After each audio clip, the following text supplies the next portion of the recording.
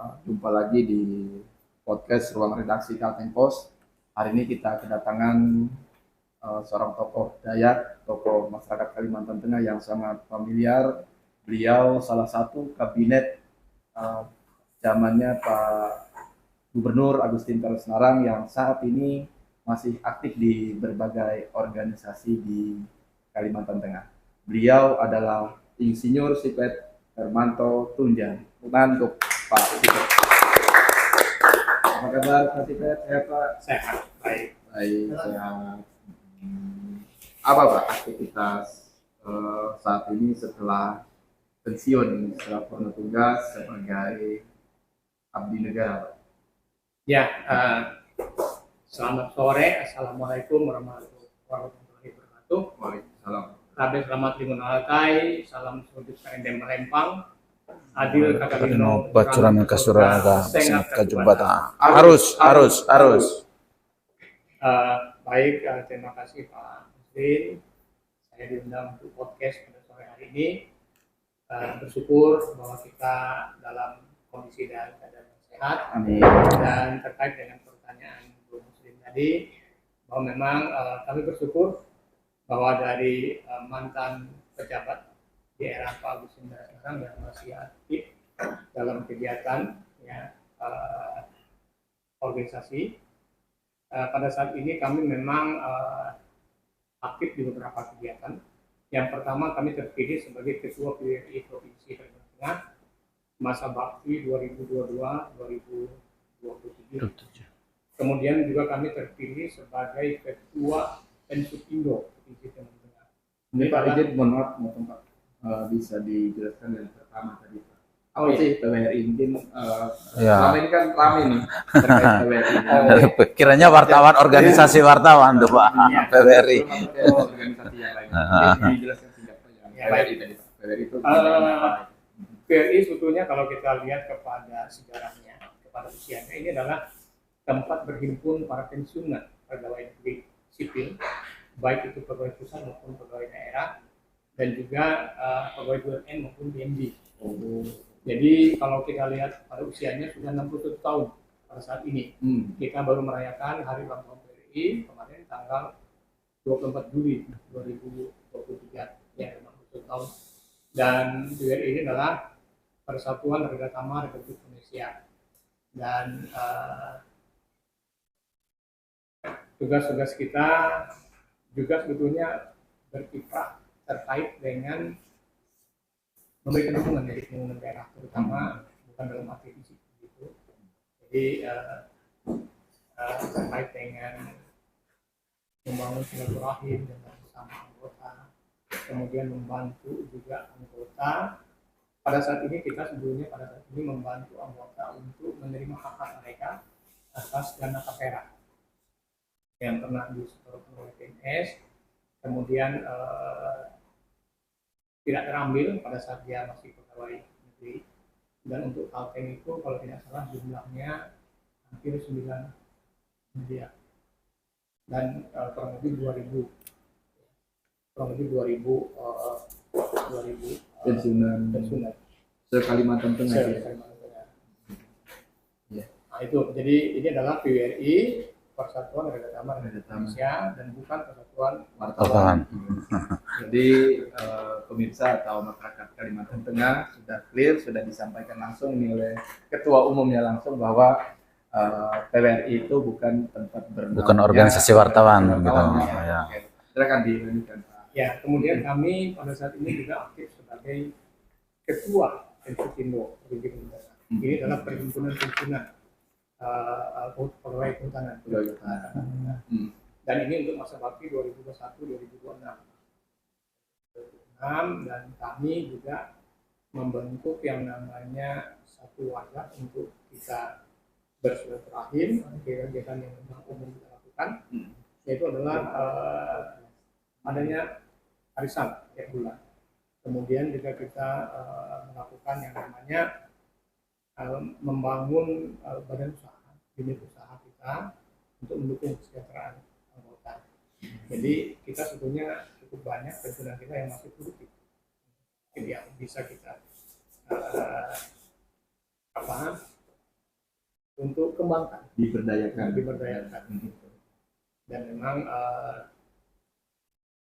kita ada satu CV sebelumnya, kalau tidak salah itu Rimba Lestari yang diketuai oleh Pak Ismail Arief Hidayat. Dan ini kita bergerak juga membantu nanti masyarakat untuk melakukan pendampingan terkait dengan program sosial, hutan desa, hutan adat, hutan masyarakat, dan hutan kota. Baik, Pak Sipet, mungkin saya bisa teruskan. Saya juga bisa lihat ini Pak Sipet juga aktif juga ternyata di berbagai organisasi olahraga. Ini bisa kita lihat di POTSI, di PSTI kemudian juga mantan ketua harian KONI dulu nih, mantan ketua harian. Pernah ternyata sebagai CEO Kalteng Putra, betul. Itu 2013, 2015. Nah, dan beliau juga sekarang masih aktif sebagai Dewan Pakar ya. Di Dewan Adat Dayak sampai periode 2025. Nah, Pak Sipet, dengan banyaknya organisasi, mungkin belum banyak yang kita sebutkan. Dengan banyaknya organisasi yang diikuti oleh Pak Sipet sekarang, dan kita lihat sangat aktif sekali Pak. Di berbagai media juga banyak itu. Dengan banyaknya organisasi itu ada nggak partai politik atau apa yang mengajak, ayo Pak Sipet gabung ke kita aja, yang mengajak Pak Sipet bergabung ke partai politik gitu? Ya, gimana Pak? Kalau terkait dengan kiprah saya di partai politik, sebenarnya 2019 saya sudah masuk partai politik, dan pada saat itu juga saya mencaleg di DPR RI, tapi belum dipercaya oleh masyarakat. 2019 ya Pak ya? Oh, waktu pemilu 2019 kemarin ya, betul lah. Dan sebetulnya kita agak kapok sebetulnya di partai politik. Tapi dengan tidak terduga kita di 2022 yang lalu mendapat tawaran dari salah satu ketua umum partai politik di Indonesia. Partai apa? Yang pada saat itu kami mendapat WA dari ketua umum, yaitu Partai Perindo. Oh, berarti Pak Haritanu nih. Wah, luar biasa. 2022 ya.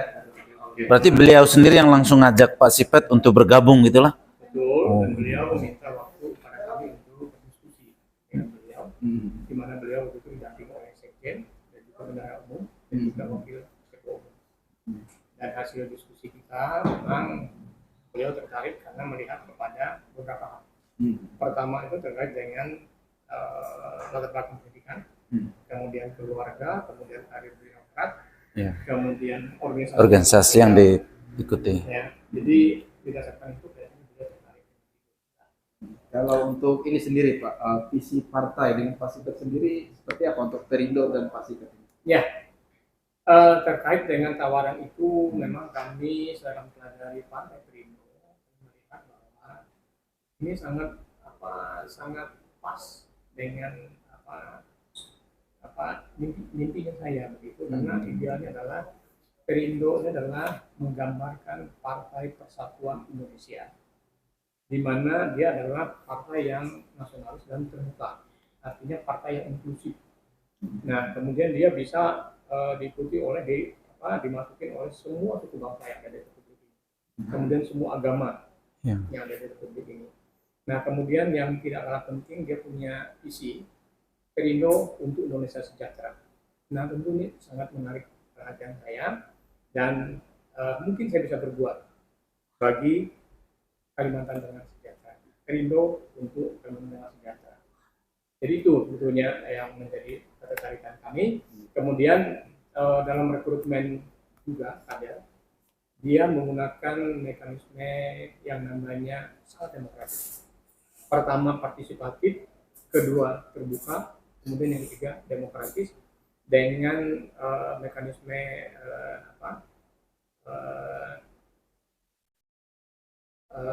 wawancara,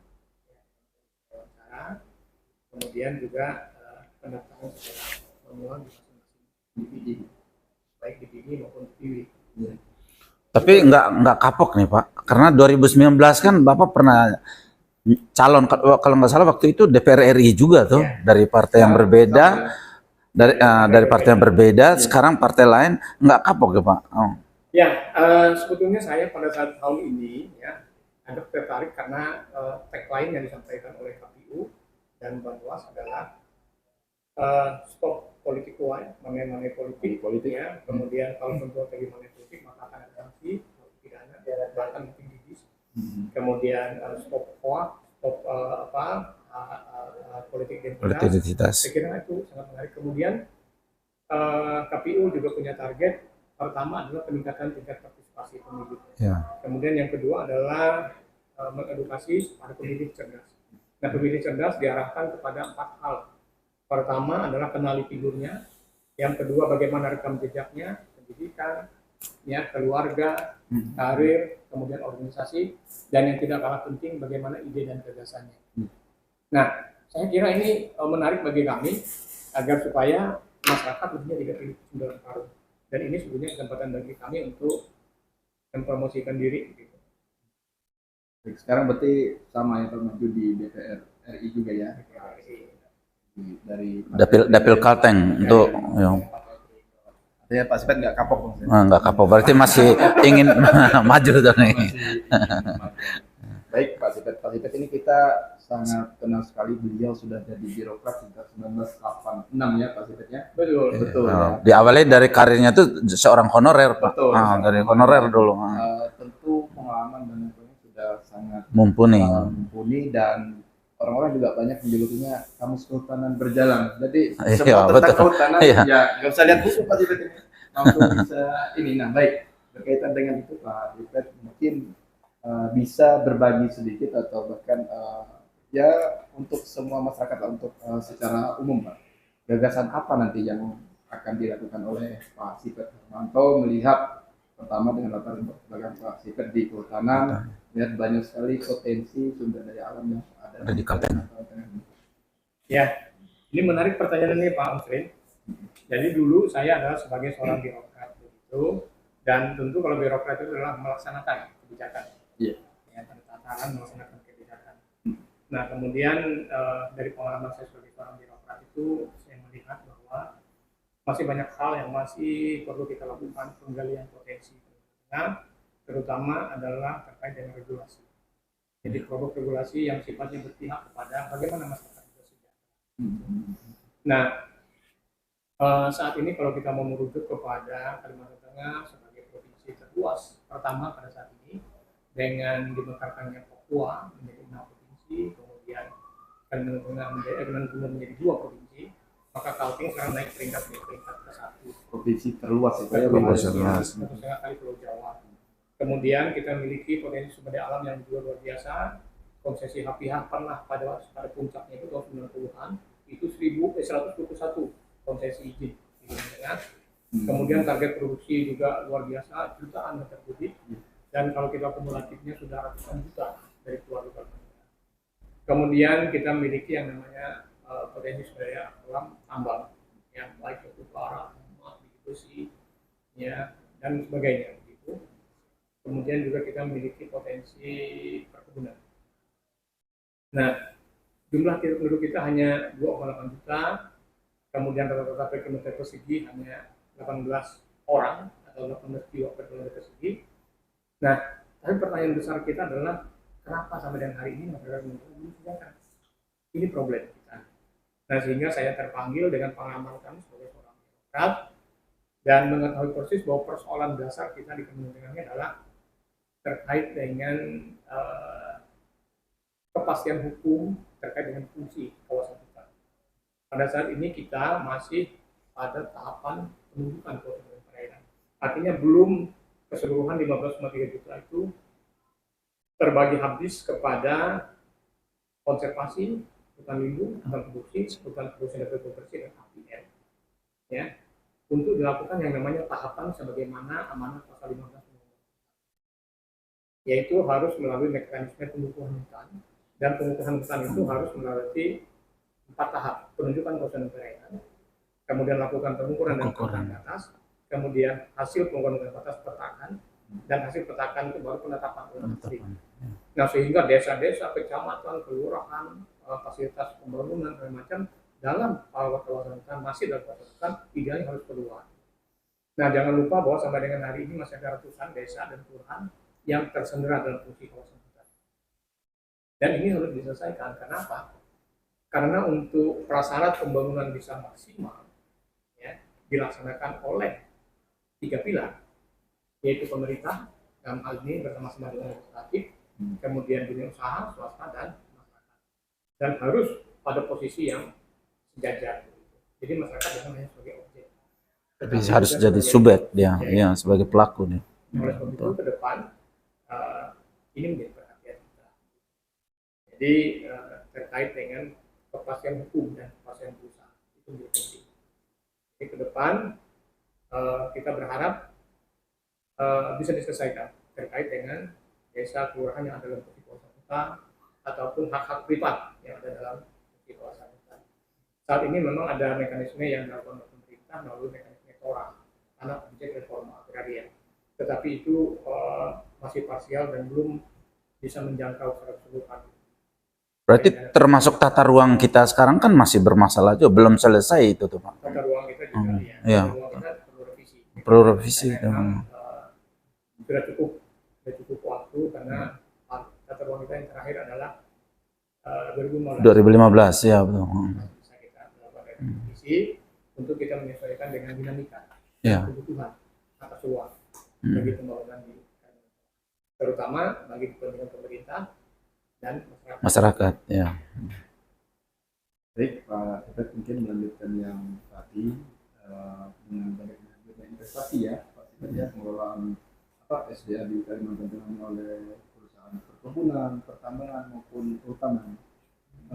Dengan kehadiran investor seperti itu untuk saat ini, apakah sudah memberikan yang terbaik untuk kesejahteraan masyarakat dari pandangan Pak Sipet sendiri atau belum? Kemudian agar kehadiran mereka itu bisa memberikan manfaat, bisa mensejahterakan masyarakat, apa sih sebenarnya yang harus dilakukan perusahaan? Pemerintah harusnya seperti apa? Mungkin bisa jadi kalau kita mau jujur, 3 pilar ini mestinya harus berjalan beriringan. Pemerintah terkait dengan kebijakan atau regulasi, kemudian dunia usaha terkait dengan bagaimana kebijakan mereka dalam berinvestasi itu bagi masyarakat sejahtera, maju dan sejahtera bersama. Nah, kita pernah mendengar kebijakan pada saat booming kayu KPH tahun 70-an, di mana pada saat itu kewajiban pemegang KPH adalah bina desa hutan. Ya, artinya mereka akan membina desa di sekitar areal produksi mereka, masyarakatnya untuk bisa maju dan sejahtera. Tapi kelihatannya faktanya tidak jalan. Kemudian juga kita pada saat ini pertambangan dan perkebunan, kelapa sawit, dan konsepnya adalah maju dan sejahtera bersama kita. Bahkan ada regulasi yang dipersiapkan oleh pemerintah, terutama dalam hal ini adalah Kementerian LHK atas adalah perkebunan yang ada dalam kawasan hutan yang dapat dikonversi. Pada saat pelepasan, mereka wajib membuat pernyataan 20% dari area produktif itu untuk plasma bagi masyarakat sejahtera. Tetapi dalam prakteknya di Kalimantan Tengah masih terjadi konflik yang luar biasa di berbagai tempat, di beberapa kabupaten, dan itu persoalannya adalah umumnya persoalan plasma. Dan saya kira ini perlu ke depan kebijakan duduk ke meja, dan ini multi pihak, tidak cukup hanya masyarakat yang berusaha saja, tetapi pemerintah harus hadir gitu. Ya, baik pemerintah pusat, provinsi, kabupaten, kota, dan juga dunia usaha. Dan saya kira pada saat ini memang kita melihat harmonisasi kebijakan itu antara kementerian dan lembaga ini juga perlu untuk kita review kembali apakah harmonis atau tidak. Misalnya di Kementerian LHK pada saat pelepasan kawasan hutan mereka meminta kepada Indonesia untuk membuat surat pernyataan mengalokasikan 20% dari area produktif yang akan dilepaskan itu untuk plasma ya. Tetapi pada saat proses HGU di DPN dan tata ruang, ternyata di situ kebijakannya adalah perusahaan perkebunan wajib memfasilitasi plasma. Tetapi tidak di dalam tidak di dalam HGU. Ya. Ya, masalah betul. Seharusnya kan dalam HGU, Bang. Dalam HGU, betul. Nah, tapi mungkin kebijakan ini ya,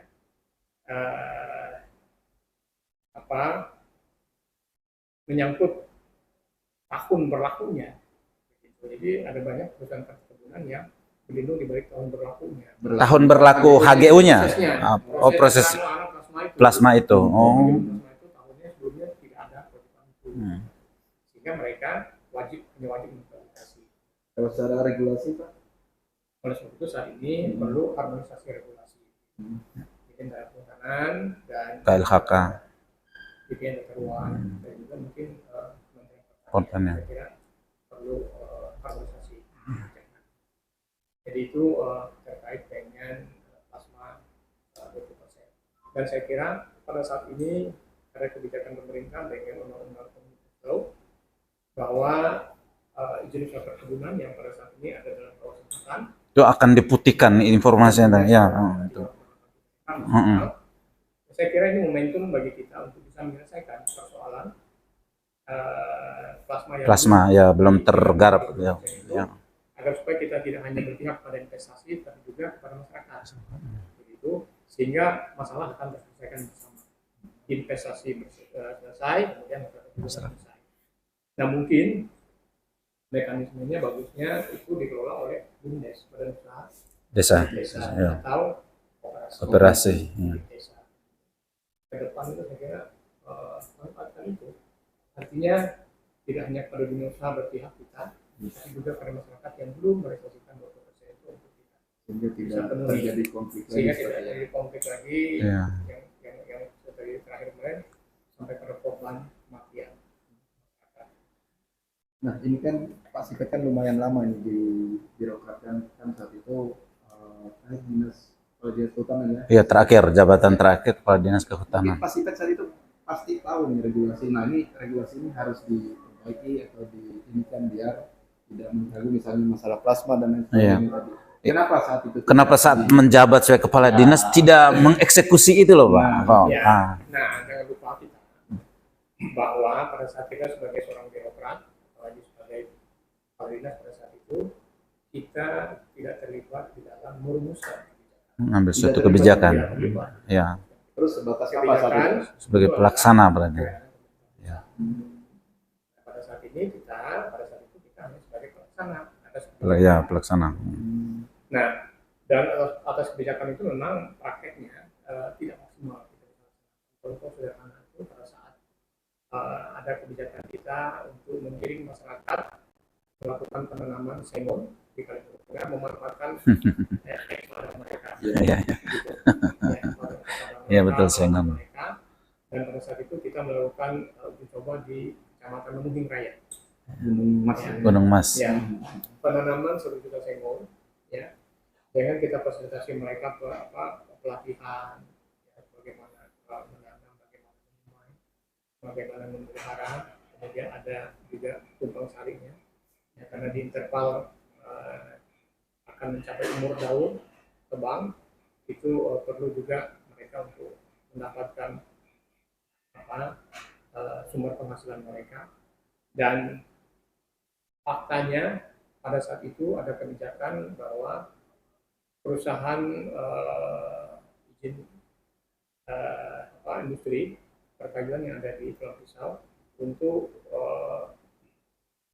MOU dengan para kelompok tani dalam bentuk perhutanan sosial ini, hutan desa dan tanaman rakyat, hutan kemasyarakatan, bahwa bahan baku mereka akan dibeli oleh perusahaan Buana. Tapi dalam prakteknya kita lihat tidak jalan, dan faktanya setelah dilakukan overlay kepada lahan-lahan yang ditanam oleh masyarakat itu ternyata ada dalam fungsi kawasan hutan, ada dalam fungsi lahan HTI, ada dalam fungsi pengusaha hutan. Jadi ini problem. Padahal ternyata itu adalah bekas ladang mereka. Bahkan desa mereka pun masih dalam fungsi kawasan hutan. Ini problem. Nah sehingga persoalannya adalah akan menghadang pada saat masa penuh adalah aspek legal. Legal yang lewat formalnya itu. Itu atau dokumen. Kalau dia ada di APL, maka cukup kepala desa yang akan memberikan keterangan atas asal usul kayu. Tetapi apabila dia bukan di kawasan hutan.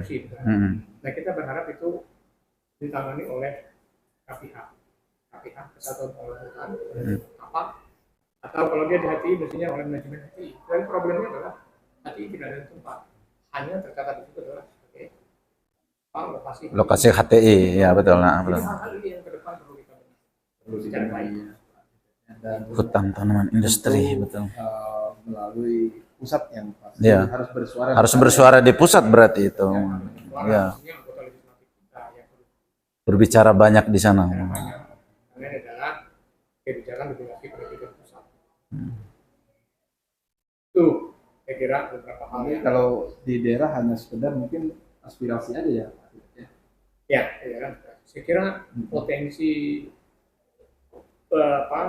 ekonomi masyarakat itu perhutanan sosial itu juga luar biasa karena 1,5 juta hektar.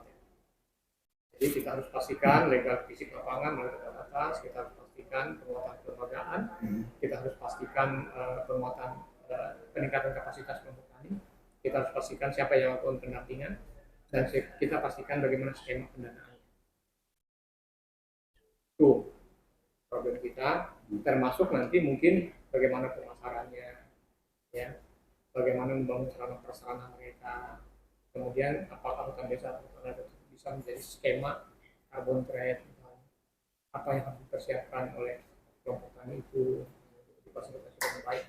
Nah, sehingga masyarakat tidak lagi mohon maaf yang melakukan yang namanya pemanfaatan sumber daya dengan tidak ada izin misalnya, kemudian mereka bisa sebagai Pelaku penambangan yang ya. ilegal. Ya. Nah itu sebenarnya ke depan itu. Jadi pendekatannya adalah pendekatan bagaimana kita duduk satu meja, multi pihak, kemudian akan merumuskan regulasi yang terbaik, termasuk juga pembentukan CSR daripada dunia usaha.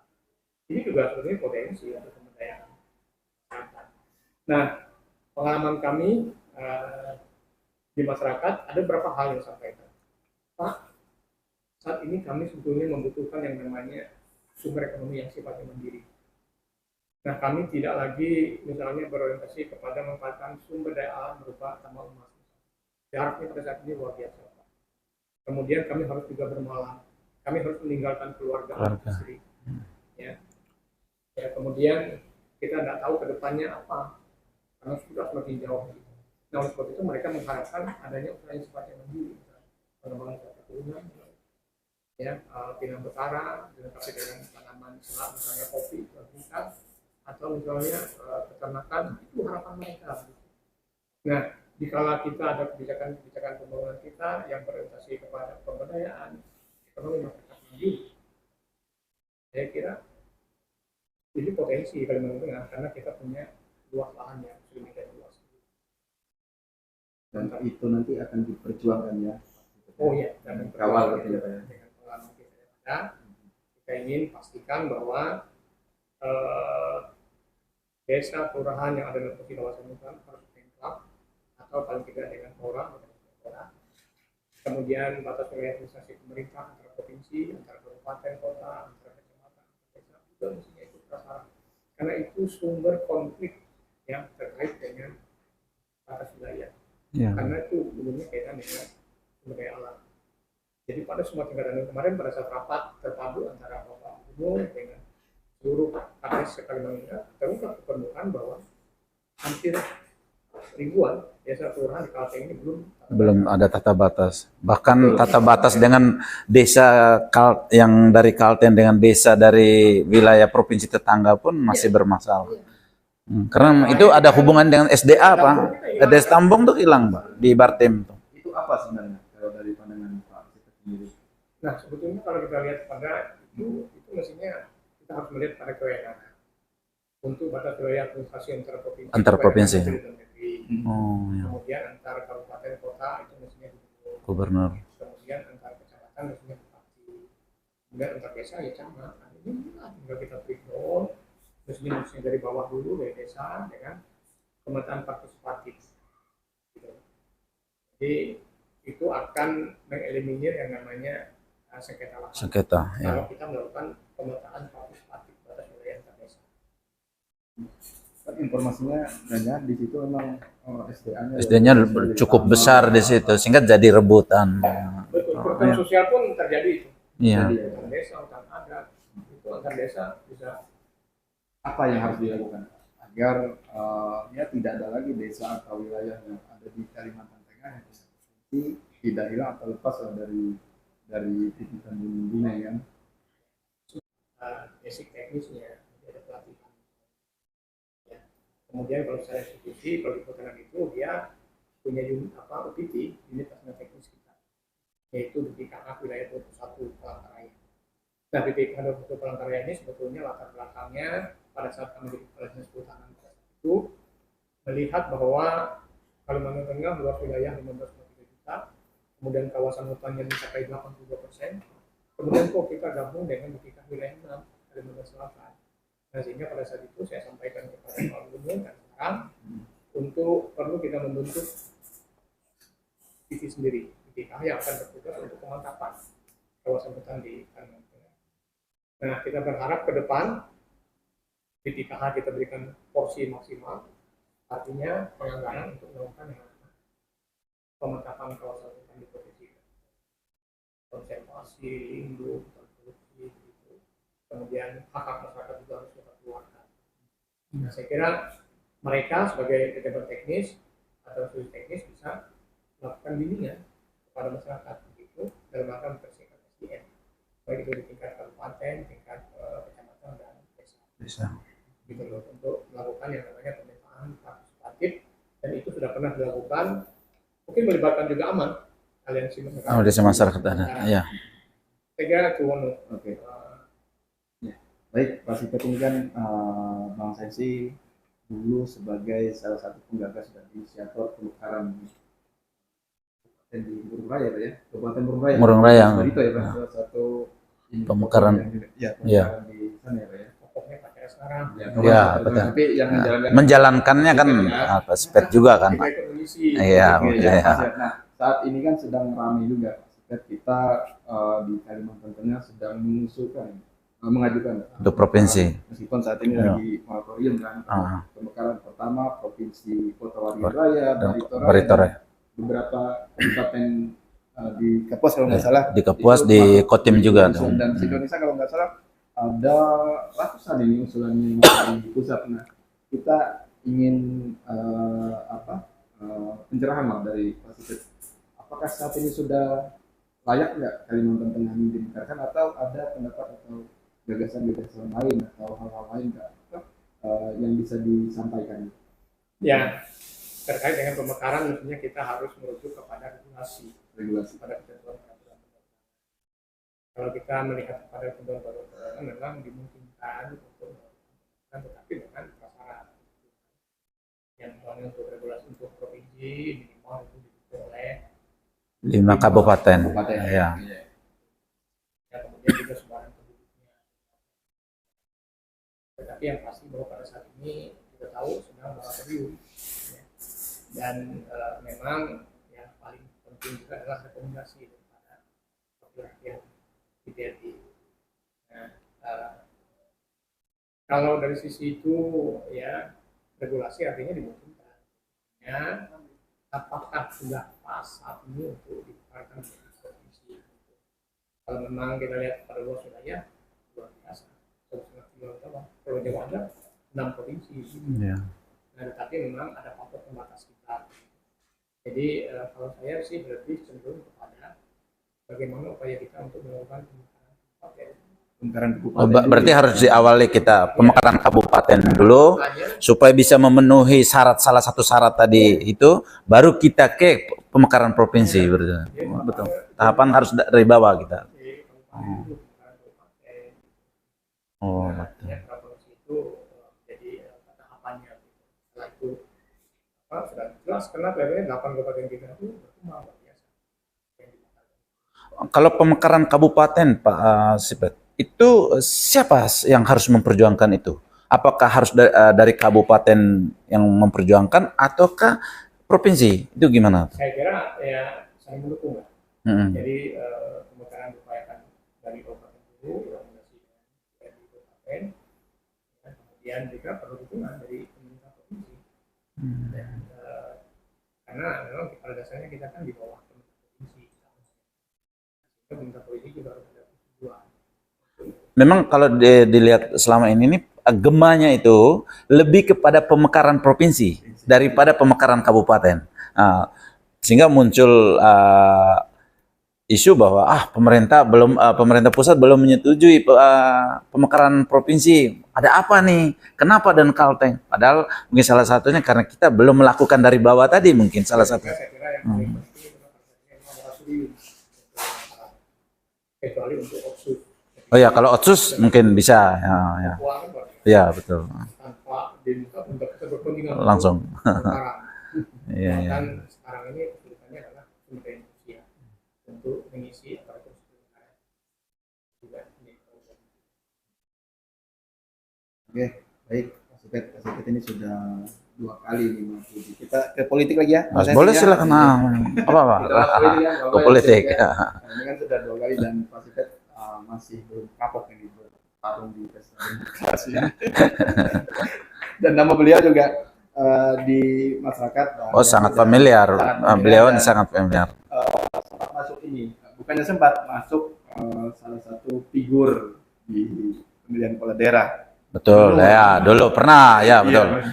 Masuk dalam bursa bakal calon dulu. 2024 juga masuk Iya. ternyata di kalangan masyarakat. Seperti itu. Nah, terkait ini, Pak Supet kan maju nih di pileg 2024 dari Partai Perindo. Perindo, ya betul. Nomor 1 ya? Nomor urut 1 tuh. Iya, nomor urut 1. Nah, mungkin dengan pengalaman di 1 dekade terakhir lah di politik, kita pengen ini Pak, berikan pencerahan mungkin untuk pemilih ke depan. Ini kan apalagi di 2024 itu pemilihnya hampir 50% lebih kalangan milenial. Pemilih.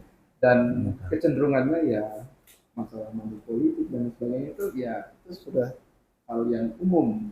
Nah, mungkin pasti kita bisa memberikan pencerahan bahwa nggak boleh loh politik uang dan lain Ya, sebagainya. jadilah pemilih cerdas gitu. Bagaimana sih memilih figur yang baik untuk kalangan milenial yang sangat secara umum, mungkin pasti kita bisa kasih pandangan seperti apa? Ya, baik. Saya kira kita mesti harus semakin maju dalam pelaksanaan pesta demokrasi. Karena kita ingin pesta demokrasi itu justru bahasan itu kita harus riang gembira, harus santun, santai, jauh dari hoak, jauh dari fitnah, jauh dari apa yang namanya politik identitas, begitu jauh daripada money politik. Kenapa? Karena kalau kita melakukan hal seperti itu maka kualitas yang akan kita harapkan, ya figur-figur yang akan duduk pada semua tingkatan, apakah itu di kabupaten, kota, provinsi dan pusat, itu mungkin tidak bisa. Kenapa? Kalau kita masih kepada budaya wanitiro, ya, itu kita akan terjebak kepada yang terpilih mungkin tidak punya kapasitas atau tidak punya kompetensi. Oleh sebab itu kita menyambut baik ya upaya-upaya perbaikan yang dilakukan oleh KPU. Bahwa pada saat ini KPU menyandang 2 tugas dan nanti mungkin Banwas juga yang akan melakukan pengawasan secara efektif dan tanpa pandang bulu begitu, betul-betul independen. Pertama adalah KPU berkepentingan untuk meningkatkan partisipasi pemilih. Jadi diinginkan pada posisi 80%. Kemudian yang kedua adalah KPU menggiring kepada masyarakat melakukan edukasi untuk menjadi pemilih yang cerdas.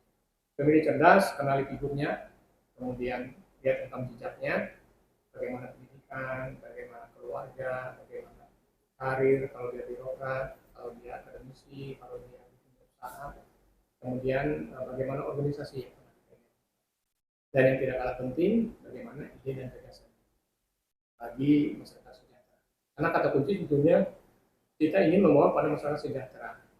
Nah, masyarakat sejahtera betulnya kalau kita merujuk kepada amanat pembukaan undang-undang dasar kita, di situ adalah mewujudkan masyarakat sejahtera, mencerdaskan Kehidupan bangsa. melindungi semua negara dan turut serta menjaga dan mengamankan. Ini luar biasa. Jadi sebetulnya fokus kita ada di sana. Nah, oleh sebab itu ide dan gagasan menjadi penting. Nah, terkait dengan ini maka akan berkorelasilah dengan peran media. Ya, apakah media massa, media elektronik, media sosial, dan juga mungkin RRI, ya, untuk menyampaikan figur. Jadi siapkan yang namanya panggung bagi mereka untuk berdiskusi beradu gagasan, Adu gagasan, ya, adu ide. nilai gitu ya. Biar masyarakat yang menilai begitu, sehingga tidak dibikin dalam karung dan betul-betul nanti akan didapatkan figur-figur yang memang kompeten. Kalau ya karena kita nanti kan berbicara kepada memperjuangkan kebijakan yang berpihak pada masyarakat, jadi bukan kepada terpilih figur-figur yang banyak isitas, kemudian dalam tugas pengabdiannya 5 tahun berjuang bagaimana mengembalikan modal politik yang diambil. Yang dia keluarkan selama Itu problem proses. kita. Ya. Oleh sebab itu kita mengikuti apa yang disampaikan oleh KPU, tetapi mestinya KPU juga memberikan panggung untuk mengeksplor, ya, terutama misalnya Adu ide, adu gagasan gitu. caleg-caleg di TRI, Iya. misalnya kalau tentu itu terkenal kepada pembiayaan atau bekerja sama dengan media, apakah RRI, apakah TVRI, apakah misalnya Tempo. Menarik ini. Menarik, betul. Bagus. Memfasilitasi Bakal fasilitas caleg sudah caleg untuk adu gagasan, adu ide gitu. Bagus. Contoh sederhana, ya, Anda sebagai caleg, kira-kira apa latar belakang sehingga Anda Mau selek. Untuk apa? Kira-kira tugas dan fungsi. Heeh. Coba digali dulu dari itu. Kalaupun ternyata tidak mengerti apa yang jadi tugas dan fungsinya. Ya. Bahwa pada semua tingkatan adalah tugas legislasi. Tugas legislasi adalah perjuangkan apa yang namanya Kebijakan ya. Kalau di nasional undang-undang, Ya. ya, kalau di provinsi dan kabupaten kota adalah Perda. ya, tetapi merujuk kepada kondisi real Real, yang ada di ya. masyarakat. Dengan catatan kita melihat, kita mendengar, kemudian kita juga harus turun ke lapangan, ya, untuk mereview apa yang menjadi persoalan dari masyarakat. Ini perjuangan kebijakan yang berpihak pada kesejahteraan. Yang kedua adalah tugas anggaran. Atas itu, maka bagaimana kita memperjuangkan anggaran agar problem yang dihadapi oleh masyarakat itu bisa didukung dengan anggaran. Kemudian yang berikutnya adalah pengawasan. Ya, Ya. atas program-program Pemerintah pengawasan. Betul. Lakukanlah pengawalan dan pengawasan yang baik. Itu sebetulnya tekadnya. Kalau kita bisa seperti itu, percayalah. Bagus. Ya. Akan menghasilkan wakil rakyat yang berkualitas, Saya betul. kira kalah penting adalah bagaimana kita menyediakan waktu kita untuk hadir minimal di dalam musyawarah perencanaan pembangunan. Ya, musrenbang. Kalau dia wakil daripada dapil kecamatan dengan desa-desa ini, maka hadirlah di musyawarah perencanaan pembangunan desa. Hadirlah pada saat musyawarah perencanaan pembangunan kecamatan. Caman, Tentu kita dengar kabupaten. itu, Ya. dan kita kawal agar ini bisa goal. Ya. Tidak kepada program-program yang didasarkan Titipan. kepada keinginan Betul. anggota. Keinginan atau titipan gitu. Pesanan sponsor. Kepada kondisi real. Memang fakta real di lapangan yang diperjuangkan itu. Pada semua tingkatan. Kalau dia anggota DPRD provinsi, maka hadirlah dalam musyawarah perencanaan tingkat Kabupaten, ya. di mana dapilnya. Dapil, ya. Kemudian kalau dia anggota DPRD, hadirlah Dapilnya. Provinsi asalnya. supaya bisa bersinergi berjuang. Ya. Dia sebagai wakil ketua DPRD akan bersinergi berjuang karena dia tahu ya dan paham apa yang jadi aspirasi di dalam Provinsi, ya. Jadi selama ini setiap musrenbang provinsi kan nggak ada yang hadir untuk DPR RI sebagai Ya. sebagai kepala pemerintahan provinsi. nggak pernah ya. Mungkin ada, tapi tidak terlalu maksimal. Mungkin ada. Mungkin ada. Mungkin ada ya. Idealnya Seharusnya semuanya harus hadir. harus hadir Karena seharusnya. masing-masing bidang mereka. Mm-mm. Misalnya ada 5 komisi atau 6 komisi Mm. harus hadir dia karena masing-masing perjuangkan di komisi mana dengan Ya. kementerian lembaga mana nanti berjuang anggaran itu. Dan juga Memang betul. wajib juga kita menyampaikan terkait dengan prioritas pembangunan nasional. Itu diketahui supaya nanti perencanaan pembangunan kita itu beririsan langsung dengan prioritas pembangunan nasional. Biar gitu kawal juga di pusat gitu ya. Ya, Iya. kalau kita bisa seperti itu udahlah, aman lah. Aman, Dari ya. kabupaten kota, Baik, provinsi dan pusat. Dan Mungkin aspirasi kita hampir 1 jam ya Pak Sibat ya. Jadi sudah hadir, tentu banyak sekali ini gagasan pemikiran-pemikiran yang disampaikan oleh Pak Sibat yang menarik. Saya rasa terakhir tadi mudah-mudahan KPU juga mendengar ini fasilitas Bawaslu dan lain sebagainya, bisa menyediakan panggung Fasilitasi gitu. fasilitasi khususnya ya Talk show lah. Ya, talk show gitu. Tapi bukan membaca begitu. Iya, Membaca Pak. bisa aja di Ah. orang lain, kemudian Ya betul, harus talk show. Betul. untuk caleg-caleg yang maju di DPR RI. Saya rasa ini menarik, mudah-mudahan KPU dan Bawaslu mendengar ini bisa memfasilitasi, bisa juga bermitra dengan media. Mungkin itu yang bisa kita bincangi atau kita obrolin sore ini di podcast redaksi. Sekali lagi terima kasih Pak Sipet bisa hadir di ruang redaksi ini. Perbincangan kita akhiri. Assalamualaikum warahmatullahi wabarakatuh. Waalaikumsalam. Terima kasih. Sebenarnya saya mau lanjut lagi olahraga, Pak. Ada. Tapi nanti lain kali lagi. Tambah dikit lagi nggak apa-apa, nanti dipotong lah. Oh, olahraga ya? Iya. Karena penutup kan sudah 10 menit ya, 10 menit sudah ya. 10 menit lah ya, boleh ya, olahraga lah. Saya olahraga karena Pak Sipet ini kan mulai ya. break nanti Boleh. dulu. Oke. Bentar dulu. Ini penutup ini. Bukan penutup ini. Penutup nanti tetap yang sama. Tetap yang sama nanti olahraga. Ya, olahraga. Ya, baik. Ya, saya banget. Oke, terima kasih Pak Sipet. Karena saya cukup kenal dengan Pak Sipet ini dulu karena memang selain beliau adalah Kepala Dinas Kehutanan, beliau ini sangat aktif di dunia olahraga. Beliau kan sebelumnya tuh ketua POTSI, mantan ketua POTSI, Dayung itu pengurus olahraga Dayung seluruh Indonesia untuk Provinsi Kalteng, dan juga pengurus ketua sepak takraw Kalteng. Di masa beliau PSTI itu, di masa beliau itu sepak takraw sangat gemilang. Saat itu kita berbicara banyak di level nasional. Begitu juga Dayung. Tapi akhir-akhir ini mohon maaf Pak, prestasi kita semakin menurun. Kalau dulu banyak medali yang kita dulang di event-event nasional dari 2 cabur itu. Bahkan dari atlet Kalteng banyak yang kita sumbangkan atlet-atlet Kalteng untuk memperkuat timnas ke level internasional. Sekarang semakin menyusut. Dan yang terbaru kemarin kebetulan salah satu atlet Kalteng, atlet Dayung kita sangat prihatin Pak. Dia memperkuat timnas ke tingkat internasional, yaitu Asian Games, itu Mas Tri namanya. Dia pulang dari sana dan timnas Dayung meraih medali emas Dayung tuh, Dragon Boat. Dia salah satunya dari Kalteng tuh. Balik tidak disambut. Sementara di daerah lain mereka disambut sangat meriah. Di sini tidak ada sambutan. Dan sangat prihatin sekali juga dia ternyata tidak diperpanjang di honorer Pak. Mas Tri di Dispora Provinsi. Itu yang sangat prihatin.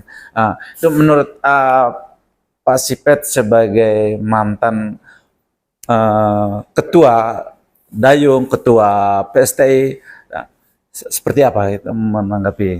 ya, waduh ini salam olahraga dulu. Ya, salam olahraga Jaya. Ya, ini menarik sebetulnya untuk pembinaan olahraga di Kalimantan. Memang kata kuncinya, apabila kita ingin berprestasi di olahraga, karena sebelumnya di olahraga ini luar biasa dalam rangka pembentukan karakter. Ya, disiplin, kerjasama, kemudian pantang menyerah, semangat luar biasa. Dan menurut saya adalah kita harus bermula kepada induk organisasi. Induk organisasi ini harus kita tata dengan baik, yaitu KONI. Nah, kemudian setelah pengurusan KONI, maka kita melakukan review atas kepengurusan pemprov olahraga ini. Ya, untuk kita lakukan review kepengurusan apakah sudah berakhir atau belum. Nah, kemudian baru kita tata itu dan kita minta untuk mereka melakukan perencanaan untuk pembinaan.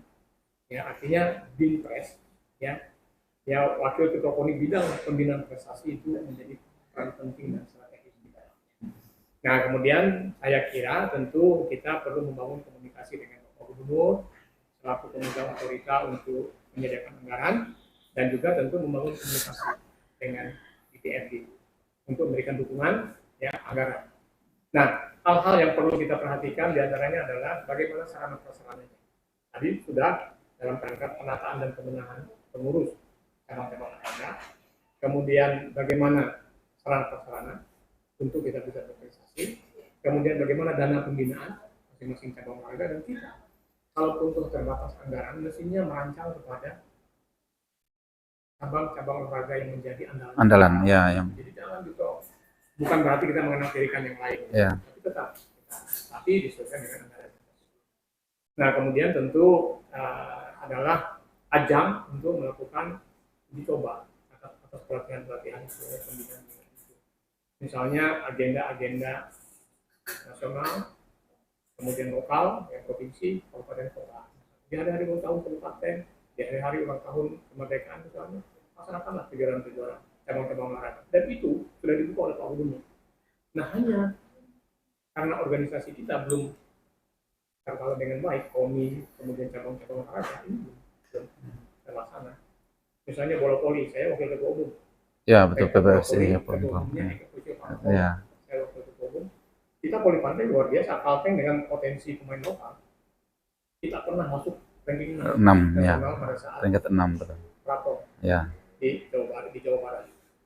Ya, luar biasa pada saat itu. Dan salah satu dari Pulau Kalimantan Kalteng dari potensi lokal. Nah, kemudian yang tidak kalah penting adalah apresiasi kita. Perhatian, Pak. Ya, Perhatian apresiasi terhadap kita. atlet berprestasi Atlet itu. berprestasi. Ya, apakah misalnya masuk kepada SPN, ya, Sekolah polisi negara misalnya, atau Akpol ya, misalnya, ya. ya, atau misalnya seragam honorer, itu prioritas bagi mereka. Artinya ada penghargaan kepada mereka. Ini sebetulnya ke depan itu yang harus kita lakukan. Jadi induk organisasinya KONI, kemudian kita penataan Pemprov cabang-cabangnya, ya. pengurusan, kemudian minta mereka untuk menyusun program pembinaan serta anggaran, kemudian ini komunikasikan dengan gubernur, DPRD, ya. untuk dukungan itu, dan bagaimana untuk sarana prasarana. Ya, kemudian ajang untuk kita melakukan kompetisi.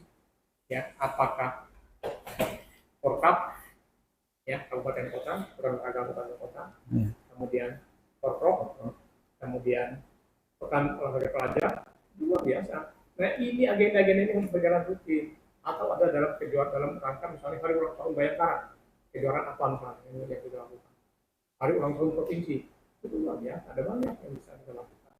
Nah, ini perlu penataan pengorganisasian yang baik dan benar, dengan mengedepankan kepentingan dunia olahraga, bukan kepentingan pribadi atau orang atau kelompok golongan. Sana sebetulnya kata kunci. Baru kita bisa akan berprestasi sebagaimana pernah kami lakukan sebagai pimpinan kontingen PON Kalimantan Tengah di Riau. Kita bisa naik dari ranking 28 ke ranking 18, kita bisa naik 200% perolehan medalinya. Kemudian pada saat kami dipercaya sebagai ketua kontingen Porwanas ya, mendapat Jawa pin, Barat, ya, mendapat pada pin saat emas, itu kita punya target ranking 5 nasional, ternyata kita bisa melampaui 3 nasional. Dan pada saat itu saya mendapatkan pin emas dari ketua PPI pusat. Ya. Karena itu perencanaan kita luar biasa. Ya. Kemudian pelatda yang mereka lakukan waktu itu saya pusatkan di mes di bawah. Ya. Kemudian tryout juga. Ya, tryout penting dalam rangka pembinaan. Saya waktu itu pelatihan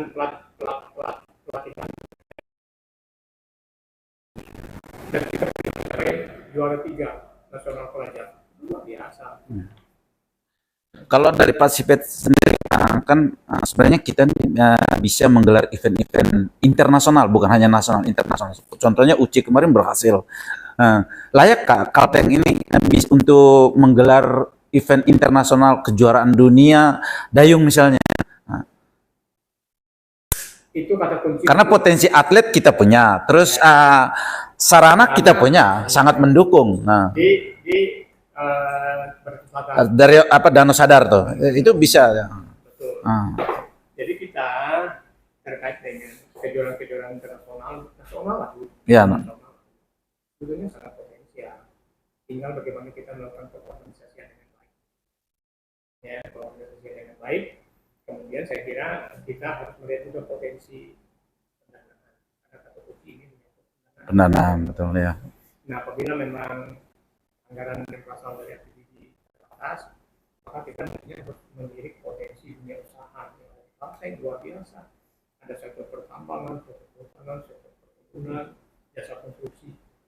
Nah, tinggal bagaimana kita ya mempersiapkan ini, membangun komunikasi, ya bahkan konsepnya ke depan untuk cabang-cabang olahraga yang potensial kita bisa bekerja sama dengan kabupaten sebagai Bapak angkat ya, betul, ya, kabupaten. fokus. Nah kemudian kita juga bisa membangun kerjasama dengan dunia usaha perkebunan atau pertambangan untuk pembinaan satu cabang olahraga misalnya, tapi fokus ya, Ya. ada panahan, ada bulan, ada takal, Tinju, dayung, segala. ada dayung, itu luar biasa. Kalau kita bisa melakukan formulasi seperti itu, membangun komunikasi dan kerjasama dengan para pihak, ya terutama dunia usaha terkait dengan kendala itu, ya, untuk pengadaan sarana prasarana pelatihan segala macam, kemudian pendanaan untuk pembinaan, saya kira akan sederhana. Tinggal ada kemauan dari kita dulu untuk membangun komunikasi. Oke. Sip. Itu pada kuncinya. Oke, terima kasih Pak. Sip. Sudah aja, kata sudah penutup tadi aja. Ya kan? Oke, ya, sip. Bagus, masuk. Terima kasih. Terima kasih.